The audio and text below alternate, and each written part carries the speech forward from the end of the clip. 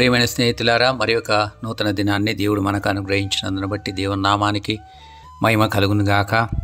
ఈ దినాన కీర్తన గ్రంథం 31వ అధ్యాయము 22వ వచనాన్ని చదువుతున్నాను, గమనించండి.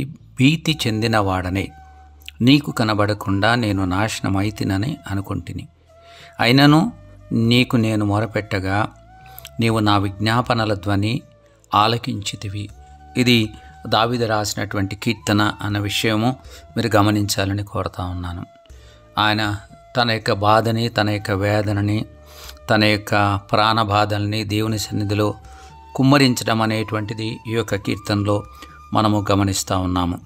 నలుదిశలా తనకు భీతి కలుగుతున్నది అని దేవునితో ఆయన మాట్లాడుతూ ఉన్నాడు. నా శత్రువులందరికీ నేను నిందాస్పదుడనయ్యాను, నా పొరుగు వారికి విచార కారణముగా ఉన్నాను, నా నెలవర్లకు నేను భీకరుడనై ఉన్నాను అన్న విషయాన్ని ఆయన మాట్లాడుతూ ఉన్నాడు.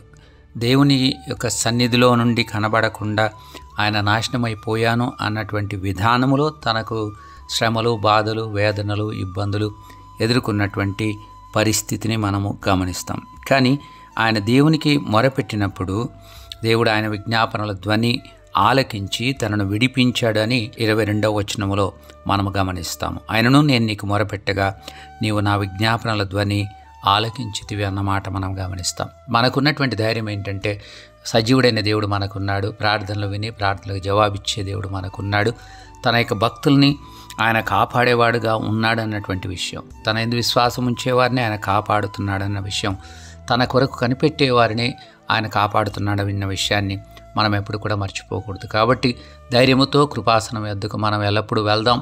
దేవుని వాక్యములో వ్రాయబడిన ఇంకొక మాటని నేను జ్ఞాపకానికి తెస్తున్నాను. ఇదే కీర్తన 31:24లో యెహోవా కొరకు కనిపెట్టు వారలారా మీరందరూ మనస్సున ధైర్యం వహించి నిబ్బరముగా ఉండుడి. ఎందుకు నిబ్బరంగా ఉండగలిగిన పరిస్థితి మనకుంటుందంటే మనం దేవుని కొరకు కనిపెడుతున్నాము, ప్రార్థనలో ఆయనకు మన మనవులు తెలియజేస్తున్నాం. కాబట్టి తప్పకుండా దేవుడు మన యొక్క ప్రార్థన విని మనకు జవాబిస్తాడన్న వాస్తవాన్ని గుర్తించి ధైర్యంతో మన యాత్రను కొనసాగించగలుగుదుము గాక.